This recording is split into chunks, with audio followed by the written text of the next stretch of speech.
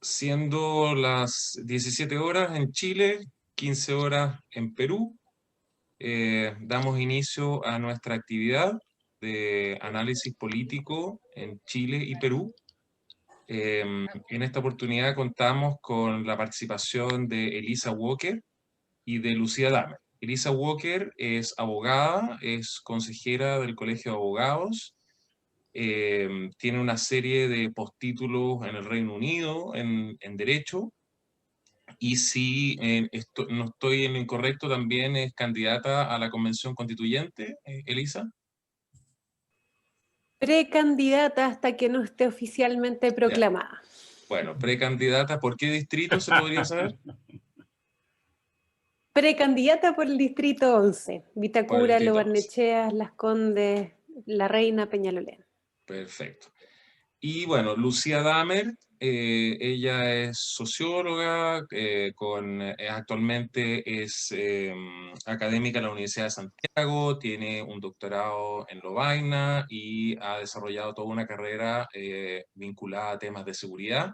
Y tuvimos también el honor de contar con ella en una anterior conversación, donde también hicimos un poco de análisis de la coyuntura entre ambos países. Y está nuestro presidente, Fernando García Huidobro, quien va a comenzar formalmente la actividad con algunas palabras. Gracias, Juan Pablo. Siempre te gusta hacerme hablar. Bueno, buenas tardes a todos. Yo saludo a todos los asistentes de esta actividad de cierre del año 2020 y especialmente agradezco a nuestra panelista, a Lucía Damer y a Elisa Walker, que nos van a entretener hoy día, nos van a dejar menos preocupados de lo que estamos, yo creo, porque por lo menos con más conocimiento. Ya quisiera aprovechar un poco la ocasión para reflexionar, porque ha sido este año que está terminando, que ha sido obviamente extraordinariamente difícil. Era imposible anticipar todo lo que ha producido, lo que ha acontecido con la pandemia, lo que vino a sumar aquí en Chile, por lo menos, todo el impacto causado por la denominada estallido social y la violencia posteriores, en el fondo. ¿Ya? Y en general, un poco la región se ha visto contaminada con estos tipos de estallidos, que ya después les voy a plantear a la panelista 2 o 3 puntos para abrir el debate cuando corresponda, en el fondo. ¿Ya? Pero sin embargo, estamos pasando el año, lo cual nos tiene muy contentos como Cámara.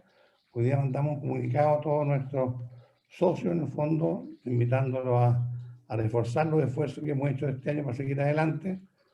Así que, nada, no quiero aburrirlos ni con Juan Pablo. Me he preparado algo un poquito más formal, pero yo creo que aquí las invitadas son el centro de atención de hoy día. Así que no quiero aburrir al resto de los que nos están siguiendo hoy día. Solamente para abrir el debate, indudablemente le puedo comentar 2 o 3 cosas. Primero que nada, hay una frase que dijeron hace un tiempo atrás, unos poco tiempo atrás, que me dijeron: invertir en la región es como cambiarse de camarote dentro del Titanic. ¿Ya? Y un tema que ha ido tomando cada vez más valor, ese comentario. ¿Ya? En Chile ya hemos vivido todo lo que ha significado el estallido social, el tema de la violencia, el mismo populismo, ya el fraccionamiento político, en el fondo, sin grandes liderazgos. Y eso la verdad es que también se le explica en otras experiencias. Yo creo que Perú también lo está viviendo, en el fondo. Hoy día en Perú, lo hablábamos recién, estamos sufriendo los efectos de un populismo que está exigiendo la derogación de la Ley de Protección Agraria. Está sufriendo Perú la rebaja, que me llamó la atención, una rebaja en la calificación crediticia, ya mundial, y las razones que esgrimen para esa rebaja es la inestabilidad política y la ley populista. Eso no son razones técnicas, son razones más subjetivas. ¿Ya? Por otro lado, vemos que empiezan las candidaturas presidenciales con muchos candidatos, como es habitual en Perú, pero no se vislumbran grandes líderes. ¿Ya? Y el presidente Sagasti trata de instaurar un gobierno de transición, ¿ya? Y de consenso, pero aparentemente las encuestas no lo están acompañando, ¿ya? Así que yo pienso, y con esto dejo abierto a la panelista su impresión, que hoy día estamos viviendo una gran crisis de populismo, que ha llegado de alguna forma, a interpretar a la ciudadanía, sin grandes líderes y con una especie de replanteo de todo lo que es el sistema político en nuestros países. Así que dejo abierto, no sé quién va a partir de ustedes dos, dando no sé cómo está organizado, Juan Pablo. Gracias en todo caso. Gracias, presidente. Habíamos quedado que partiese Elisa, digamos, con la perspectiva local y Lucía hiciera el contrapunto con Perú. Bueno, insistir que el espíritu de esta actividad es una conversación donde, si bien hay eje estructurante, podemos de repente, digamos, derivar en algunas cosas e invitarlos también a los que están escuchándonos a que a medida que vayamos conversando también puedan ir haciendo sus preguntas por el chat y podemos ir también refiriéndonos a ellas. Así que Elisa, tras la introducción y las preguntas iniciales del presidente, tienes la palabra. Muchas gracias, Juan Pablo, muchas gracias a todos y todas quienes nos acompañan esta tarde, gracias a la Cámara Chileno-Peruana por la invitación, Fernando, muchas gracias por tus palabras de introducción. Y empecemos la conversación. ¿Qué está pasando? Las aguas están revueltas y yo creo que para entender bien este escenario es importante tener un diagnóstico comprensivo del problema. Y digo comprensivo porque yo creo que la política tiene un rol que cumplir en esta crisis, pero no creo que sea el único actor relevante. Yo creo que si uno mira desde el año pasado, o sea, las aguas están especialmente revueltas. La verdad, en Chile tuvimos el estallido social, además se mezcló con la pandemia. Es como que uno está tratando de levantar la cabeza para tomar aire y no se puede, por razones que han sido también una mala combinación de factores. O sea, acá no había una coordinación. Pero ¿qué es lo que está detrás? Y yo creo que para tratar, creo que este reclamo hay que tomárselo en serio, y creo que este es un reclamo que tiene múltiples factores. En Chile a la Plaza Italia ya no le llaman Plaza Italia, sino que le llaman la Plaza de la Dignidad, y muchos dicen que la crisis política, social que vivimos el año pasado tiene detrás un trasfondo de un reclamo por dignidad. Y yo creo que efectivamente ese es el centro de la discusión. Es un reclamo por dignidad, es un reclamo por sacudir a las instituciones con la finalidad de permitir que te miren, que te vuelvan a mirar y que te miren a los ojos y te miren con transparencia y confianza. Pero esto creo que es una sacudida que apunta tanto al mundo público como al mundo privado. Por eso yo decía, no creo que solo la respuesta esté en la política ni en los políticos. Yo creo que han habido dos grandes factores que ya se arrastran desde hace varios años que pueden explicar en algún sentido la crisis social que estamos viviendo. Yo creo que esos grandes factores miran al ámbito privado, por un lado. Yo creo que las colusiones que hemos visto ya desde hace varios años y que se acumulan. Primero tuvimos la colusión de las farmacias, la colusión de los pollos, la colusión del confort. No creo que sean factores ajenos a la crisis que estamos viviendo ahora, sino que es la angustia de ver cómo hay un discurso que se disocia de la realidad, cómo hay palabras, creemos en el mercado, creemos en la competencia, creemos en la meritocracia, creemos en las oportunidades, pero los hechos se disocian de esos discursos. Yo creo que es esa disociación la que genera esta catarsis, esta remesión, y como yo decía un principio, esta necesidad de decir, vuelvan a mirarme a los ojos, que yo existo, que creo el reclamo que está detrás del estallido social. Eso mirado del mundo privado, pero también acá hay una responsabilidad del mundo público. Así yo creo, como la colusión tuvo un factor importante que cumplir en este estallido, que se va acumulando, ¿verdad? No es uno, pero es una gota que te empieza a pegar y que te empieza a herir, que una sola no tiene la fuerza significativa para ir, pero la acumulación sí genera daño. Y por otro lado, yo creo que la crisis en especial que vivimos hace algunos años atrás, pero no creo que fue bien resuelta, el problema de no asegurar una separación clara entre financiamiento de política y política, también se manifiesta en este estallido social. Nosotros hace un par de semanas atrás tuvimos un fallo en el cual se condenó al ex senador de la República, Jaime Orpiz, por cohecho y por fraude al fisco por haber participado en las discusiones de la ley de pesca y temas de financiamiento ilegal de campañas. No voy a explicarlo porque probablemente la gran mayoría de los que estamos acá conversando conocemos el caso, pero es una sentencia que llega 4 o 5 años después de esos hechos.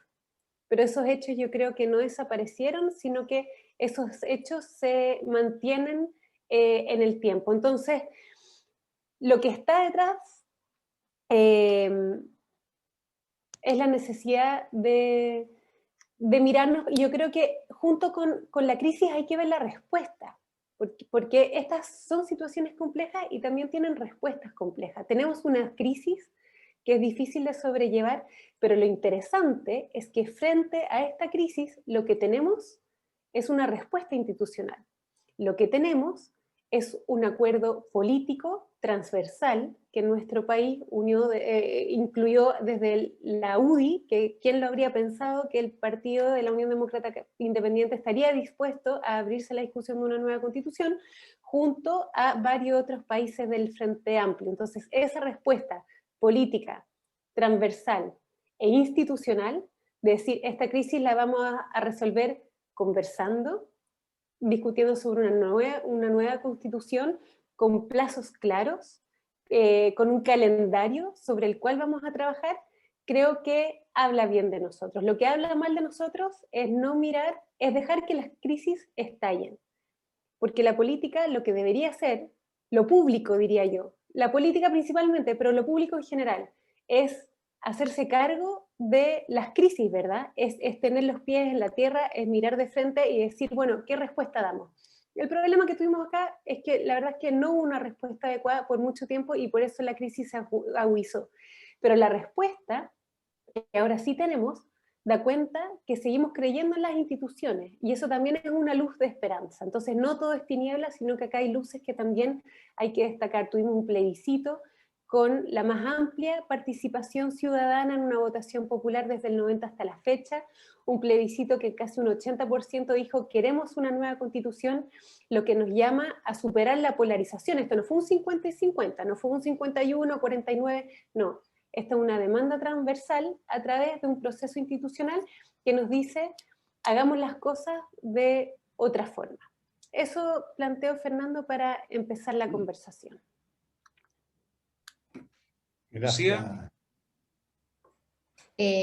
Bueno, muchas gracias Fernando, Juan Pablo por la invitación. Es siempre bueno ver a la Cámara en las reuniones, aunque sea el fin de año. Estamos acá, lo estamos sobreviviendo. Gracias Elisa además por la presentación sobre el caso chileno.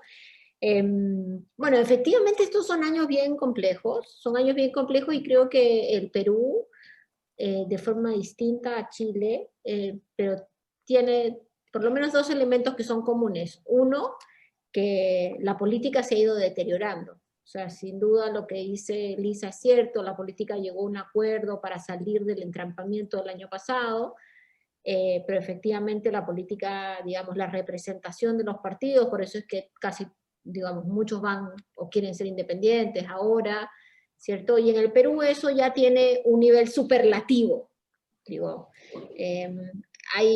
Pero probablemente el Perú está 20 años adelante de Chile en términos de deterioro de los partidos políticos, pero que estamos en ese mismo camino, porque los partidos tradicionales, la forma tradicional de hacer política, yo creo que es lo que está en crisis. Y en el caso peruano eso se demuestra con ahora más de 20 candidatos presidenciales, con un sistema que nos va a generar un nuevo presidente de la República con claves de votación minoritarias, que no va a tener probablemente en la primera vuelta más de 10 o 15 puntos de aprobación, y después en la segunda vuelta termina ganando, digamos, porque la gente termina votando por el menos malo. Y eso genera un problema de legitimidad de origen gigante. Pero a la vez, pero la crisis de la política en Perú no es nueva.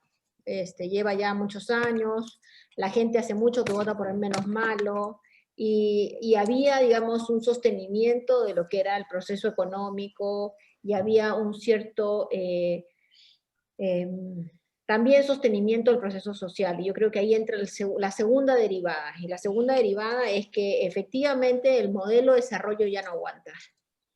Y eso significa que los empresarios agrícolas van a tener que pagarle más a la gente, tal vez no a su propia gente, pero van a tener que ver qué pasa con el mundo del outsource, sin duda, porque hay 300.000 trabajadores agrícolas que todos viven al lado de la Panamericana, que no tienen sindicatos, que no tienen forma de hacer un reclamo probablemente organizado, que van a tener que reclamar tomándose las rutas, pero que efectivamente muchos de ellos, como se ha conocido en los últimos meses, o en las últimas semanas, muchos de ellos tienen unos salarios y unas condiciones de trabajo no vinculadas a un país que quiere estar en la OECD.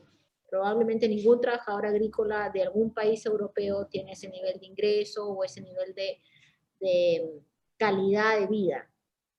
Y esa situación que por muchos años se mantuvo, porque la informalidad te permite un cierto mantenimiento de algunas condiciones, hoy día pareciera que empieza a crujir un poco más.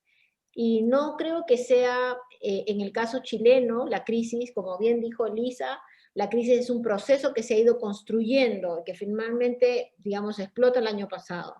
Mi impresión es que la crisis en Perú se va a desarrollar por el post-COVID, porque efectivamente uno de los pocos países que ha tenido una incapacidad estructural para enfrentar el problema del COVID ha sido Perú, donde efectivamente los hospitales no estaban bien organizados, donde la salud estaba profundamente quebrada, a pesar de la inversión pública. Entonces eso te habla de una incapacidad de gestión, probablemente mucha corrupción, y también una capacidad de visión de largo plazo. El nivel de desempleo que va a haber en Perú va a ser gigante. Todos los que están en Lima o en algún lugar de Perú lo saben, está bajando el precio. Acá en Chile casi nada está bajando, todavía las cosas se mantienen, y ha habido una recuperación del 30% del empleo. En Perú los datos son mucho más complejos. Y esa complejidad de la crisis económica probablemente va a generar muchísimo más reacción, como la que estamos viendo ahora, frente a situaciones que por muchos años eran entendidas como el costo del modelo, ¿cierto? El costo del modelo era que las inversiones mineras tenían relaves, y que esos relaves muchas veces tenían impacto sobre comunidades campesinas, o las inversiones mineras no generaban grandes beneficios a la población. Por ejemplo, Cajamarca, ¿cierto? Es un ejemplo clásico. O hay hectáreas enteras de la Amazonía que han sido dilapidadas por la minería ilegal, en acuerdo con la política de esa zona, ¿cierto? Y los que vean, Madre de Dios, es verdaderamente increíble lo que está pasando ahí, pero ahí también hay una industria gigante de todos los precursores químicos y todas las ventas que se hacen para mantener ese nivel de desarrollo, sin contar lo que significa sacar entre 30 y 100 toneladas de oro anuales ilegales. Eso no lo hace una persona en un barco, lo hace una estructura, ¿cierto?, que se ha mantenido por mucho tiempo entre la informalidad y la ilegalidad. Entonces, la mayor preocupación que uno tiene mirando el fenómeno peruano, que sin duda Fernando hablaba del populismo, la verdad es que en Perú las últimas probablemente 5 o 6 elecciones presidenciales han estado marcadas por propuestas populistas. No se olviden que Fujimori ganó con un programa de gobierno y al día siguiente dijo, bueno, gané con eso, pero eso no era bueno, así que ahora me voy con otro. Que a todo el mundo le pareció una gracia, pero en realidad es una absoluta falta, digamos, de respeto a sus votantes que votaron por algo que supuestamente él quería hacer. Bueno, esta forma de ser, digamos, del populismo en Perú, por lo pronto, en lo que son las elecciones, no va a cambiar. Vamos a tener un periodo electoral muy complejo, si no es cuestión de escuchar lo que dijo George Forsyth la semana pasada, que básicamente los ministerios los va a llevar a, como si fuera un problema de ubicación de los ministerios, pero le habla a la gente que está frustrada, le habla a la gente que está perdiendo el empleo, le habla a la gente que ha perdido familiares. En Perú los estimados de muertos son enormes, ¿no? Todavía no hay un dato muy concreto, pero todo el mundo dice que los niveles de letalidad del COVID va a seguir siendo muy altos. Entonces, en términos políticos, creo que lo que estamos viendo hoy día con el agro se va a ramificar, Estamos con un gobierno que no tiene mucha capacidad real de poder controlar esto, ¿cierto? Es un gobierno que en realidad salió en el drama del momento quedó Sagasti, pero es un presidente efectivamente débil, nuevamente sin un Congreso o una bancada que lo vaya a apoyar, y una de las cosas que el sistema de gobierno peruano requeriría es un presidente con bancada. Un presidente sin bancada es muy difícil que pueda gobernar en cualquier planeta, en cualquier lugar, salvo que fuera estos sistemas, digamos, distintos, ¿no? Y ese sistema distinto no lo tenemos ahora, y no creo que lo vayamos a tener. Y en ese sentido, lo último que mencionaría como para dar paso a la conversación más general es que si bien la solución, entre comillas, política en Chile fue el cambio constitucional, que ya Lisa ha presentado también, eso no va a pasar en Perú. En Perú me parece que estamos en un periodo anterior. Si bien hay gente que ha logrado explicar que el tema de la Constitución, digamos, es parte de un proceso importante, efectivamente en Perú mañana puede pasar que la elección presidencial la gane Kenji. O sea, es todo tan volátil, ¿cierto? Que muchas cosas podrían llegar a suceder. Entonces, el cambio constitucional no creo que se vaya a construir como el eje articulador de la discusión política del futuro. Seguro que en la centroizquierda sí, pero no en general. Sin embargo, sí creo que se van a instalar ejes articuladores de un estado de protección social más fuerte, que es ese eje articulador que en general no se ha discutido, y que en el caso peruano implica muchísimas cosas. De partida se está dilapidando lo poco que queda del sistema de pensiones.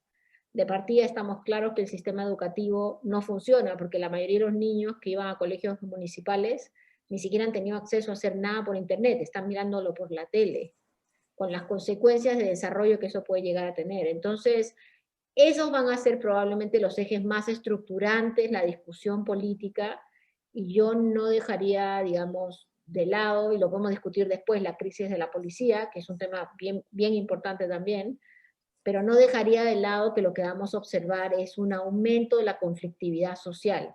Perú tiene, contrario a Chile, muchísima conflictividad social. El Observatorio de Conflictos marca como 400 a 500 hechos de conflictividad social al año, más de uno al día, pero en general está en las zonas extractivas, está en las zonas alejadas de las ciudades principales.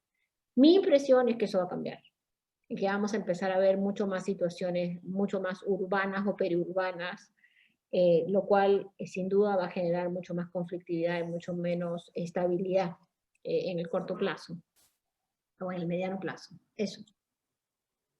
No sé si Fernando quieres preguntar, si no yo tengo una pregunta. Bueno, ustedes mismos estaban mencionando que digamos, hay un consenso que en ambos países la crisis de representación, digamos, es bien grande. Bueno, no es solamente un fenómeno de nuestros países, sino que es un fenómeno global. Y que las soluciones pasan por las instituciones y por la representación, precisamente. Pero hay una brecha, digamos, muy grande en lo que es la valoración y la confianza que tiene la ciudadanía, que se ha expresado, digamos, en la poca gente que ha ido a votar a las primarias, en el caso de Chile, la preferencia por las candidaturas independientes. Entonces, y por otro lado está que los partidos políticos, como digamos son tradicionales articuladores de la democracia representativa, son los que tienen la llave del cerrojo para cualquier cambio importante. Entonces, ¿cómo se recupera esa confianza, se recupera la legitimidad institucional con esta misma gente que nadie confía en ellos, digamos? Y eso creo que es válido para los dos países. ¿Cómo lo ven ustedes? Elisa. Sí, bueno, una combinación de actores. O sea, yo creo que también la desconfianza tiene un fundamento. No es una desconfianza vacía, y por lo mismo la respuesta no puede ser de los partidos políticos. Yo soy militante de un partido político, yo creo en los partidos políticos, así que lo que voy a decir no es porque no los considero un actor relevante, yo creo que son un actor esencial para cualquier sociedad, y en especial para una sociedad democrática, los partidos políticos y la libertad de expresión. Pero ha habido un distanciamiento. Entonces, frente a eso, la respuesta no puede venir únicamente de los partidos políticos, porque hay que volver a ganar las confianzas, y lo que no puede suceder es que en este proceso constituyente que estamos viviendo en Chile, que es la sensación que es un proceso que se va a vivir entre cuatro paredes, donde vas a volver a concentrar el poder para administrarlo, para mirarte al ombligo, digamos, y para que solo sea la preocupación de cómo quedamos en este nuevo tablero ajedrez, sino que creo que yo no sé si ustedes tuvieron la posibilidad de participar en algún cabildo ciudadano durante el estallido social. Los cabildos ciudadanos fueron encuentros ciudadanos que se hicieron, vecinos que sacaban su silla y se iban a conversar a una plaza sobre los temas de relevancia social que están discutiéndose: salud, educación, pensiones, nueva constitución. Me gusta ese ejemplo porque creo que ese tiene que ser el espíritu de esta conversación. Lo que tiene que transmitirse y tiene que existir es la voluntad de agarrar tu silla, sentarte y conversar con apertura, con disposición a escuchar. Y yo creo que en ese sentido los partidos políticos sí tienen un rol importante que cumplir. Y es un rol que también se va a ejecutar con ejemplos bien claros y bien sencillos. El primero de los ejemplos, por ejemplo, es a quién tú pones como candidato para este proceso constituyente. O sea, los partidos políticos, un gran reclamo que tienen es el necesitar hacer una renovación de generaciones para permitir conectarte con estos nuevos tiempos. Con una combinación también, yo creo que yo soy directora de un diplomado sobre diversidad e inclusión en la Adolfo Ibáñez, y yo promuevo la diversidad e inclusión, y si hay algo que entiende la diversidad e inclusión es que la mirada homogénea le hace mal a cualquier tipo de proyecto, público, privado, social, político.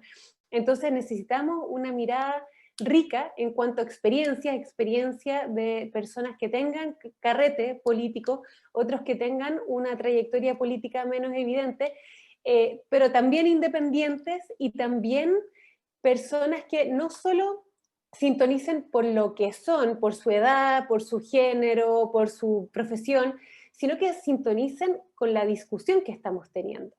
Por ejemplo, en el plebiscito que tuvimos, ya dije, hubo casi un 80% de los ciudadanos que dijeron: queremos una nueva constitución. Con esa cifra tú no puedes pretender, creo yo, empezar esta discusión con una actitud de bloqueo, de decir: yo voy a tratar de juntar a mi tercio, porque se necesitan 2/3 para aprobar las normas de la nueva constitución. Entonces, mi disposición va a ser empezar a juntar a personas con las que puedo llegar a 1/3 para controlar la discusión. Eso no entender el 80%. Acá tiene que haber un cambio de paradigma de cómo nos sentamos a conversar. Yo quiero que las cosas que se aprueben en esta nueva constitución junten a alguien de derecha con alguien de izquierda y con alguien de centro, y que ojalá sean iniciativas que se puedan trabajar final del último día de la negociación pudiste cambiar una coma, un punto seguido, y que lograste llegar a la votación, sino que se tiene que transformar el paradigma del ejercicio del poder. Y ahí, insisto, los llamados principales a entender este fenómeno son los partidos políticos, porque sin ellos no somos nada. Yo creo que una sociedad política no se sustenta sin partidos políticos. Totalmente de acuerdo. Efectivamente, uno necesita partidos políticos. Y yo creo que también la lógica del independiente es una muy mala lógica, porque uno no vota por una persona para que sea tu mejor amigo. Uno lo vota para ser un representante en una posición respecto al rol del Estado, respecto a un montón de cosas. Entonces, desde ese punto de vista, a mí lo que me preocupa, en el caso peruano, creo que uno de los temas principalísimos es que los partidos políticos no existen. Hay un politólogo peruano que le llama que los partidos son vientres de alquiler, ¿no? Que en realidad uno tiene la inscripción y va ahí negociando a ver quién pinta mejor para ser candidato, quién trae más plata para una campaña, etc. Y eso no es de ahora, eso viene por mucho rato. Entonces los partidos políticos están en una situación de crisis tan profunda en Perú que yo no sé bien cuál puede ser una buena salida. pero tratar de buscar un salvador, no por salvador de Solari, tratar de buscar un salvador, digamos, dentro del mundo de cualquier otro lado, porque uno es de otro lado, entonces lo va a hacer mejor, nos ha traído también un montón de dificultades, y hoy día dentro de las encuestas en Perú el que mejor rankea es George Forsyth, y la verdad es que cuando uno escucha hablar sobre los temas de Estado, por lo pronto empieza a preocuparse un poco, ¿cierto? Porque a mí me parece muy bien, digo, puede haber sido un gran arquero, puede un alcalde muy bueno en todo caso, pero para hacer política de Estado uno necesita tener una visión de Estado. Y creo que ahí hay una dificultad muy grande en la conjunción de fuerzas en el Perú.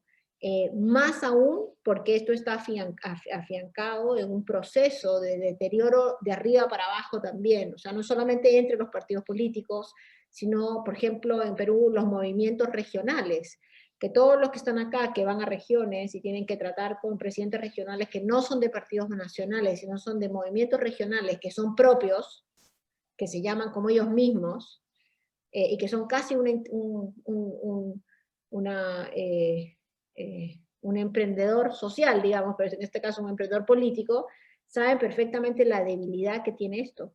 Y eso para arriba también, digamos, no logra concentrar una estructura. Entonces, para esta elección no sé cuál va a ser la salida. No sé porque además ya el presidente Vizcarra cerró el Congreso, el anterior, con la idea de que iba a salir un mejor Congreso, y hoy ya tenemos un Congreso peor. Efectivamente, digamos, bajo cualquier estándar de análisis, el Congreso actual ha tenido propuestas de ley que han sido mucho más populistas, ha tenido una actitud muchísimo menos fiable en términos de decisiones. Entonces, parte importante de este proceso de la construcción de nuevos partidos políticos es cómo uno logra generar que, entre comillas, la mejor gente quiera estar en política. Yo creo que ahí hay un déficit muy grande en los dos países, pero en Perú con mucho más profundidad, porque la política, primero que se judicializa muy rápidamente, entonces el que pasa por la política termina con 150 juicios, verdaderos y no verdaderos, pero termina así. Y segundo, que es visto como algo sucio. Yo creo que ese es un problema muy grave para la democracia peruana, que la gente sienta que participar en política es algo que, ¿cierto?, que es malo, porque en definitiva, no necesariamente, y por mejor gente no quiero decir la gente que tenga doctorado, que tenga maestría, sino la gente bien intencionada, porque parte del problema también acá ha sido que, digamos, la corrupción no es de un lado, ¿no?, sino que es de dos lados. Y la política, el criollazo, y que gana el que mejor la hace, así sea que se salten las leyes, es una cosa que se ha instalado en el Perú, y una de las cosas bien preocupantes es esto de justamente la cultura de la ilegalidad. Yo hace 10 minutos estaba viendo un chat de mis amigos del colegio, la discusión de cómo hacer para violar la ley para ir a la playa el fin de semana. Entonces nadie reconocía que violar la ley estaba mal, ¿cierto? Sino que la pregunta era cómo hacer para violarla. ¿Por dónde uno podía pasar para llegar a la playa y poder usar la playa, o dar una lectura, digamos, de la declaración del gobierno respecto a si se puede o no se puede ir a la playa en pandemia? Entonces, eso que parece anecdótico, al final es estructural a la forma como se hacen las cosas, y limita mucho la capacidad de los partidos políticos, o limita la posibilidad de generar un diálogo que sea un diálogo sostenido y confiable, ¿no? Acuérdense de Merino, acuérdense, digamos, en los últimos 2 semanas hemos tenido miles de procesos de deslealtades y cuchillazos por la espalda uno tras otro. Tal vez incluso uno lo puede mirar más largo, y algunos dirían que el presidente Vizcarra hizo eso con el presidente PPK, ¿no? Pero esas circunstancias inhiben la posibilidad de una construcción, como se hizo acá, de coaliciones que, por más que tengan diferencias, se unen al ras de un programa. Y entonces la debilidad política va a continuar. La única diferencia respecto a los últimos 20 años, ustedes que están en el mundo de los negocios saben perfectamente que en Perú la política era un desastre, que se movía a este nivel, pero había otro nivel que era la política económica, que iba funcionando, y las cosas iban pasando y el país iba creciendo. Esa distancia ahora está mucho más chica. Ahora va a ser mucho más difícil desconectar una cosa de la otra. Y eso es lo que puede traer, como les decía yo inicialmente, más problemas. Bueno, pongamos un poco de optimismo, porque estamos en un zapato chino. Yo personalmente pienso de que el sector político es uno de los grandes responsables de estas crisis, ¿ya? Y de hecho las encuestas hoy día de alguna forma lo demuestran, que tienen una confianza en la institución política de un 3 o un 4%, o sea, algo tienen que mirar ahí los políticos, en el fondo, y como partido y como líderes.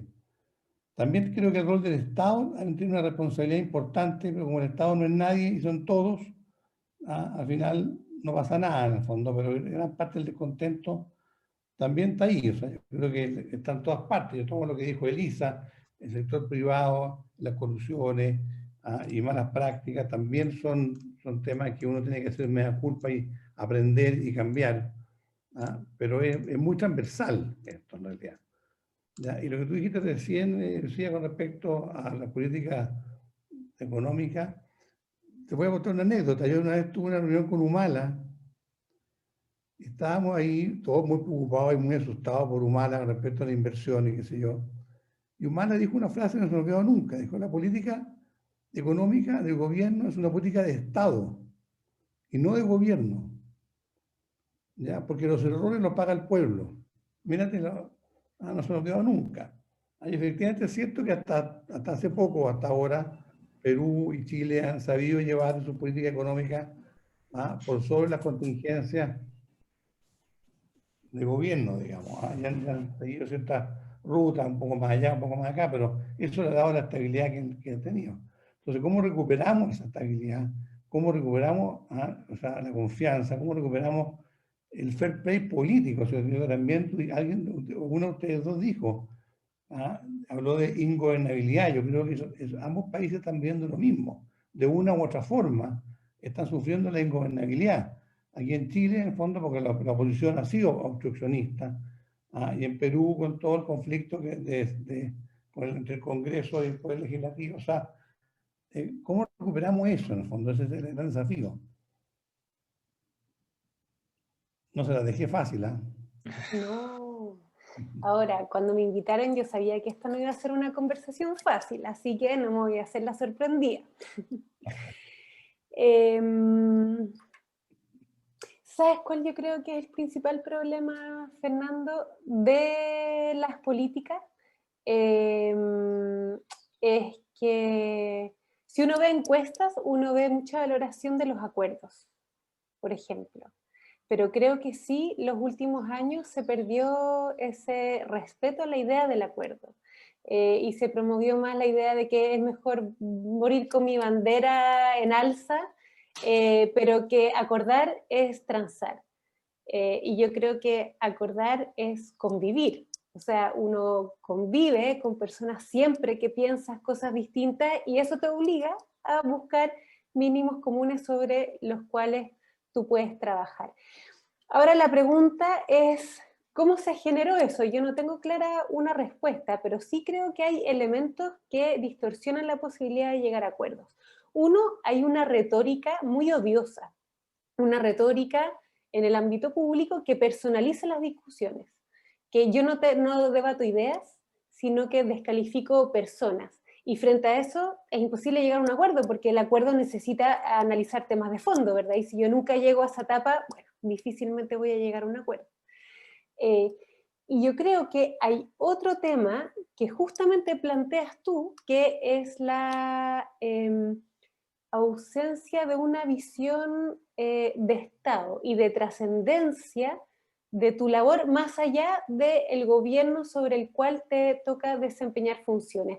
Tengo matices en relación a tu afirmación de que la oposición ha sido obstruccionista en el último periodo, y la puedo ejemplificar para justamente dar cuenta de lo que creo es este problema de falta de visión a mediano plazo, a largo plazo. Todos quieren cobrar sus pesos a los 2 minutos de haber hecho algo, y en la política tú necesitas ser generoso, ser gratuito en tu trabajo, y creo que esa gratuidad en la labor en algún sentido se ha perdido.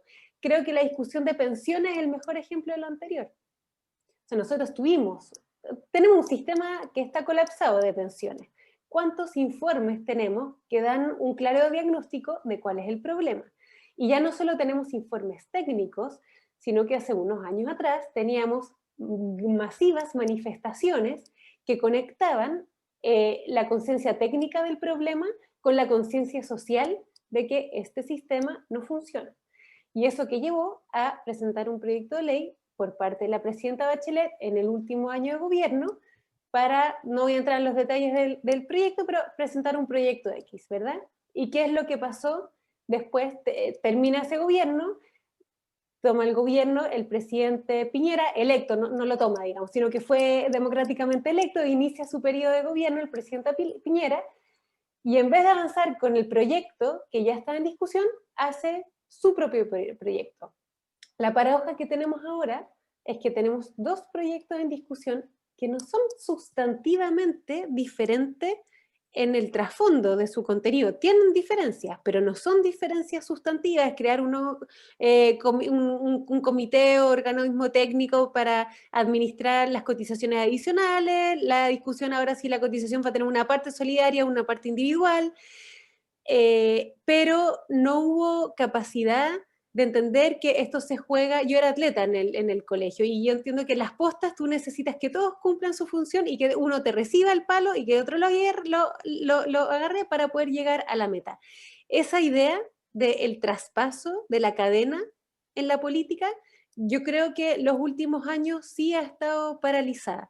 Y ahí yo no me atrevo a tirar la primera piedra. Incluso viniendo abiertamente de la oposición, yo no me atrevo a tirar la primera piedra de quién es el que tiene la responsabilidad en eso, pero sí saco una foto importante de que falta gratuidad en la forma de hacer política, y eso yo creo que ha paralizado acuerdos en temas de relevancia como pensiones, que es paradigmático y es dramático. Y espero que eso no suceda en el proceso constituyente. Por eso yo destaco tanto el proceso y la respuesta sobre la cual construimos este proceso, que es un acuerdo transversal. No todos se atreven a sentarse en una misma mesa, y que se hayan atrevido a sentarse en una misma mesa para analizar, para iniciar esta discusión, yo creo que es un punto que nos permite tener esperanza sobre este proceso. Sí, Fernando nos pide optimismo y después nos hace una pregunta difícil, donde hay difícil optimismo. A ver, yo en el caso peruano, estoy de acuerdo con lo que ha dicho Elisa, creo que hay un reconocimiento de un problema, y en lo individual y en lo grupal sabemos que lo primero que tenemos que hacer es entender que hay un problema, ¿cierto? Porque por muchos años también se vivía en negación, diciendo que en realidad no había problema. Es más, cuando empezó la crisis acá se decía que el problema era que la gente tenía demasiado, acuérdense de esos momentos, ¿cierto? Esto ahora ha cambiado, pero efectivamente en el caso peruano me parece que todavía estamos en la identificación del problema, sobre todo en términos estructurales. No se olviden que cuando ha estado el COVID, las clínicas no necesariamente ayudaron inicialmente cuando la gente llegaba para atenderse. No existe la ley de urgencia como existe acá, donde uno, sea lo que tenga plata o no tenga plata, puede entrar a una clínica si está en una urgencia. Hay muchos elementos que el COVID ha demostrado en el Perú en términos de la desprotección de las mayorías. Y yo espero que el mundo empresarial, que se ha visto muy beneficiado por estos muchos años de crecimiento, ¿cierto? El boom de los commodities, etcétera, y el mundo político, que también ha tenido, digamos, capacidades diferenciales de crecer en algunas áreas en estos últimos 20 años, se den cuenta de esa fractura. Porque es imposible crecer como país cuando uno evidencia que en la Amazonía la gente se murió asfixiada. No se murió de COVID, se murió asfixiada porque el oxígeno no estaba disponible. Por corrupción puede ser, por ineficiencia tal vez, pero al final del día el Estado somos todos. El Estado no es solamente el grupo de personas que está ahí, ¿cierto? Hay una ineficiencia estructural del proceso. Entonces, creo que una de las cosas que tenemos que tomar, y por eso es que asisto a estas reuniones, a las que me invitan Juan Pablo y Fernando siempre, una de las cosas que necesitamos en el caso peruano es empezar a conversar entre muchos, entre muchos muy distintos, porque hay gente muy distinta, de diferentes espacios, del mundo empresarial, del mundo político, del mundo sindical, de todo ese amplio mundo informal, ¿cierto? Y empezar a reconocer cuáles van a ser los cambios que vamos a poder hacer. Porque estructuralmente, como estamos, no se puede seguir, salvo que alguien quiera vivir en un país autoritario. Pero efectivamente, si ustedes tienen 300.000 trabajadores del agro, ¿cierto? Un país que ha tenido un desarrollo agroindustrial muy grande, con importantes niveles de exportación, de los cuales muchísimos ganan lo que uno se gasta probablemente en 2 chicles y un cigarrillo, me pregunto cómo queremos crecer, cómo queremos que no haya secuestros en las calles, cómo queremos que no, digamos, no vivir en una situación de conflictividad. Entonces, la cosa positiva es que estamos dándonos cuenta que hay cosas que tienen que cambiar. También encuentro positivo volviendo a la noche, digamos, la noche de Merino, del presidente breve, a mí me pareció muy significativo la salida en redes sociales de diferentes representantes del mundo empresarial. El presidente de la Asociación Nacional de Bancos salió muy rápidamente en las redes sociales junto con varios otros empresarios que yo no me acuerdo los nombres, muy rápidamente a decir que estaba en juego el Estado de Derecho y que estaba en juego la democracia. Y eso me parece a mí un síntoma muy positivo, que hay un espacio ahí para conversar de una forma de relacionarse distinta. Y que lo que debería haber hecho, digamos, Sagasti rápidamente es tomar esas hebras y empezar a tejer, ¿no? Porque son hebras que rápidamente pueden, por las propias agendas, salirse. Pero ahí me pareció que hay un espacio interesante. Yo espero mucho menos de la política, para serles muy honesta. Creo que la política peruana va a tener que pasar por un sacudón muy grande para regenerarse, ¿no? Porque todavía estamos en una política, digamos, de que sálvese quien pueda. Pero creo que existe un mundo ahí un mundo de sociedad civil, de organizaciones intermedias, y también de algunos representantes políticos diversos, que no están pensando en su propio beneficio, en su patrimonio, o en tareas más individuales, no están pensando en temas globales, y eso me parece que es una cosa positiva en los últimos tiempos, porque además con el COVID en Perú nadie va a poder salvarse solo, salvo que se vaya a vivir a Frontón. Las cosas están muy difíciles, y si uno no cuida a sus trabajadores, se van a terminar cerrando las industrias porque la gente no va a poder seguir trabajando, o la gente se va a seguir muriendo. Entonces, creo que ese escenario, que es un escenario muy dramático sin duda, puede servir como un espacio para sentarse a conversar desde la crisis.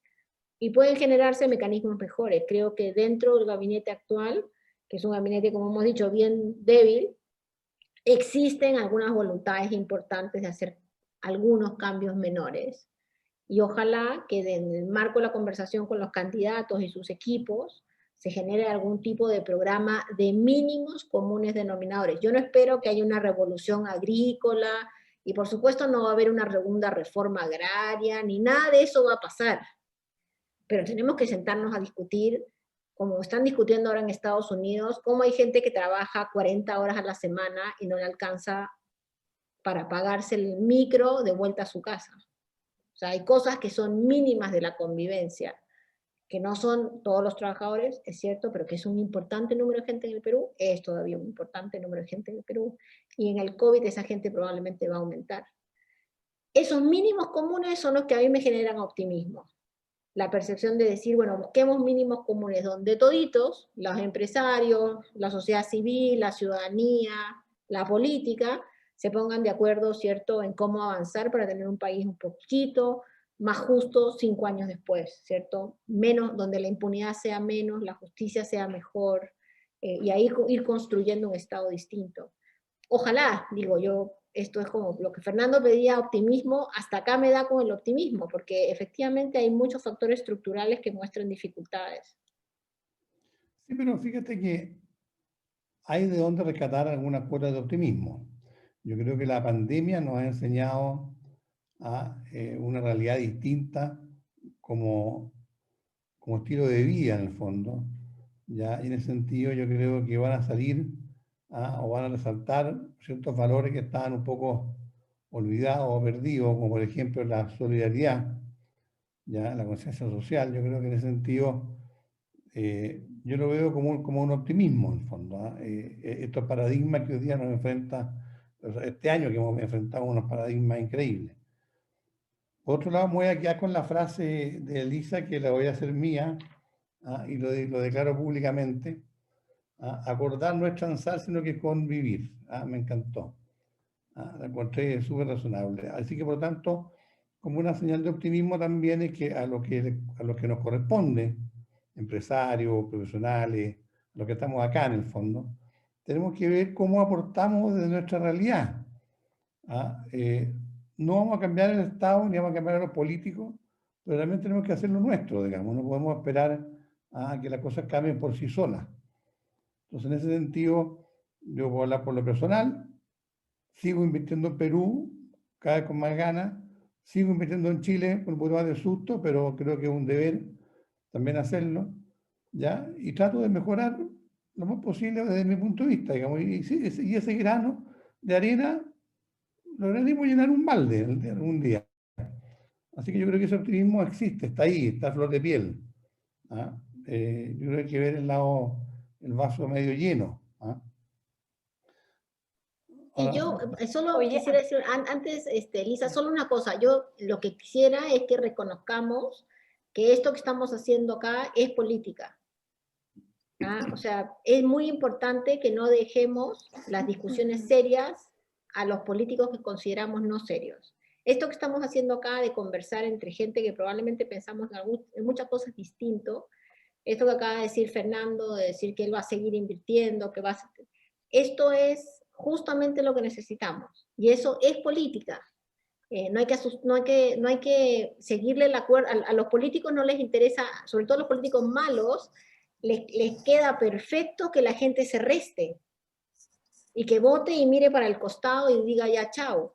Entonces, estos son los espacios, y en ese sentido me parece muy bien, Fernando, los espacios, digamos, que tenemos que recuperar sin duda. Oye, me gusta cómo para buscar la esperanza Fernando analiza la pandemia, porque yo creo que hay dos elementos claves de la pandemia que sí nos permiten tener esperanza. El primero es entender que la vida se construye de mil formas diferentes. O sea, si estamos todos conversando a través de este Zoom, desde nuestras casas. Al principio, cuando iniciamos la conversación, decíamos, bueno, algunos desde marzo estamos encerrados en las casas. Yo hace un año jamás en la vida me hubiera imaginado que como socia de un estudio de abogado y madre de un niño de 7 años, iba a estar trabajando un año entero desde mi casa, con la locura propia de la pandemia. No les voy a decir que ha sido un año fácil, pero se puede organizar la vida de una forma diferente. Y yo creo que ese es un llamado también en la política, en el diseño de políticas públicas, en los horarios laborales. O sea, acá hay un reclamo también por hacer la vida diferente. Hay un reclamo por grupos vulnerables totalmente excluidos de nuestra sociedad, pueblos originarios, mujeres. Entonces, acá hay una lección que hay que dejar sobre la mesa. Si estamos dispuestos a organizar la vida de una forma diferente, ¿cómo va a ser la vida después de la pandemia? Vamos a volver a fijar reuniones de trabajo a las 8 de la tarde, donde probablemente van a ser los hombres los que puedan ir a esas reuniones y no las mujeres, porque históricamente son las que cuidan a los niños. ¿Cómo aprender de esta sacudida que ninguno queríamos vivir para entender que las instituciones también se pueden organizar de forma diferente? Y también yo creo que hay algo de la pandemia que se sintoniza con el proceso constituyente, que es evaluar el rol del Estado. Sin Estado no tendríamos respuesta frente a la pandemia. O sea, si hay algo claro es que nosotros necesitamos una entidad que nos mire a todos, que tenga esta vista panorámica, que tenga capacidad de incidencia, que tenga capacidad de conducción y que tenga capacidad de reorganización desde recursos económicos, recursos humanos, espacios físicos, para entender que entre todos nos cuidamos. Ese rol del Estado yo creo que va a ser central para la discusión constituyente. Y si nosotros valoramos lo que ha sido el Estado en la pandemia, no podemos temerle al Estado en la discusión constitucional, porque necesitamos un Estado fuerte, así como también necesitamos un mercado fuerte. Nosotros, yo diría, esto ya es personal, necesitamos capitalismo, necesitamos mercado, necesitamos, pero economías competitivas, economías abiertas, que muchas veces en nuestros países es algo más bien que falta a que abunda. Así que bienvenida a la pandemia como ejercicio de introspección institucional. Bien. ¿Alguien quiere hacer un comentario o tiene alguna pregunta?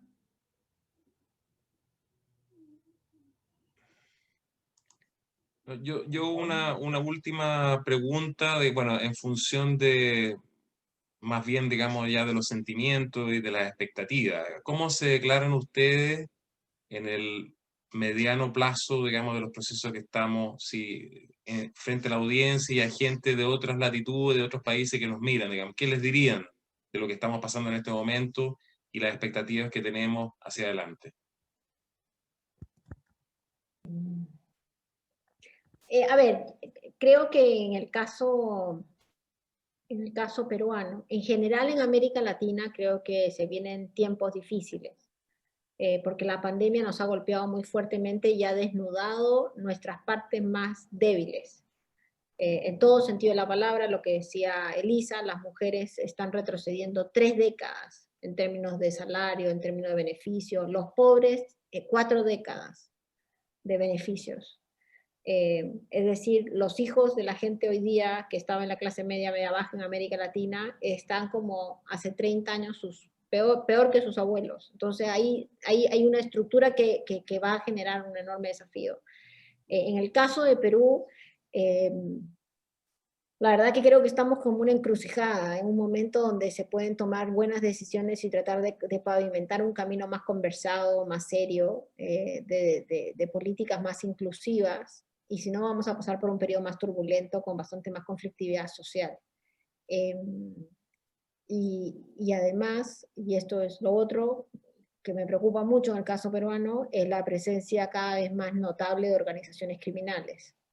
Que compran todo tipo de favores, ¿cierto? Todos los que están acá y están trabajando en Perú saben perfectamente lo que está, el crecimiento que ha tenido la extorsión cotidiana a todo tipo de negocios, y eso genera un clima muy, muy difícil de violencia. Eso para mí son las principales preocupaciones de lo que viene. Sin embargo, en las peores circunstancias es donde salen las cosas más interesantes. Entonces, creo que hay que esperar estos 2 o 3 meses que vienen para ver si se logran generar, digamos, los alineamientos virtuosos, porque además en Perú una de las cosas más interesantes es la cantidad de gente calificada, bien preparada y además con fuerte empeño nacional. Que podría estar disponible a participar en algo distinto. Entonces, sí tengo la convicción de que eso podría suceder y que sin duda es en mucho, y por eso estoy acá, en mucho son los empresarios pequeños y medianos, y los grandes, por supuesto, los que van a poder ayudar y reconocer los cambios que son necesarios para generar un país mejor. Eso. Gracias. Elisa. Bueno, como decía en un principio, yo creo que lo que está detrás de esta crisis es un reclamo por dignidad y un reclamo por la concentración del poder. Entonces yo creo que para que este proceso constituyente sea exitoso, hay que atreverse a sentarse en una mesa redonda, donde nadie va a estar en la cabecera, nadie va a tener una campanilla para poner inicio o fin de las conversaciones que me acomodan o no me acomodan. Y en ese sentido, por ejemplo, desde el mundo privado y de las empresas, yo creo que mostrar esa disposición al diálogo es vital. O sea, entender que el cambio no necesariamente es malo, también puede dar cuenta de un cambio de paradigma, pero no de una destrucción de una sociedad.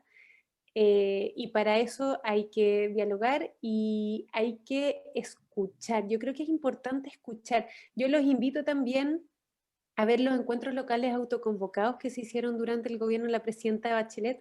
¿Qué es lo que salió ahí? Porque ya tuvimos una discusión más o menos nacional sobre un proceso constituyente.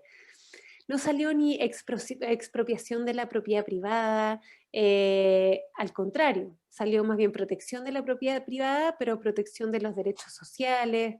Entonces, yo no creo que estemos ni locos, ni que este sea un momento de crisis que no crean las instituciones. Debemos creer, yo creo que creemos en las instituciones, pero tenemos que aprender entre todos a compartir el poder. Y el poder también es sentarse a una mesa desde otro paradigma. Yo creo que lo peor que podría pasar, por ejemplo, es que haya una confusión entre las empresas y las 3 comunas donde ganó el rechazo, que es una confusión que se está haciendo harto, ¿verdad? Porque no son cualquier comuna, son las empresas, yo vivo en todo caso, yo estoy acá en Vitacura, así que soy parte, voté a prueba, pero soy parte geográficamente de estas 3 comunas, pero eso hay que romper ese paradigma. No puede ser que el rechazo, que el susto, que la idea de que tú te aferras a lo actual viene de parte del mundo de las empresas privadas, porque yo creo que el mundo público y privado tiene que tener los pies sobre la tierra y entender la conversación que se está desarrollando a nivel nacional. Así que los invito a conversar y a escuchar. Bueno, sigamos con optimismo. Yo creo que, yo insisto en que la clase política tiene mucho que mejorar todavía porque abandonó el diálogo, abandonó la capacidad de diálogo, creo que ambas ustedes dos lo dijeron de una u otra forma, ¿ya? Pero somos nosotros los llamados entonces a generar los diálogos, ¿ya?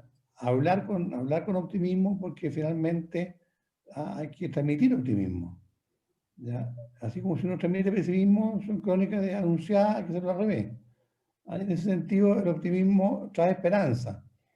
Así que sigamos con estas conversaciones. Yo les agradezco su participación. Vamos a seguir conversando. Voy a seguir abusando del tiempo de ustedes tan generoso para transmitirle a nuestros asociados, a la gente que nos sigue, un poco alguna inquietud y hacerlos pensar. Yo creo que lo más importante, como alguien dijo por ahí, es atreverse a pensar y a oír el diálogo. Así que le agradezco realmente la presencia a todos los participantes.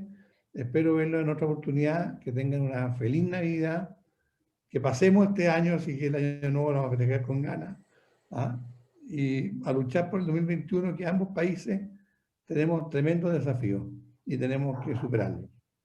Así que mucho cariño y muchas gracias. Gracias, gracias. Adiós, que esté muy bien. Saludos a todos, que estén muy bien. Chao. Chao, gracias. Chao, Feliz Elisa, hasta año. luego. Chao, Lucía, y gracias por la invitación. Que estén bien, gracias.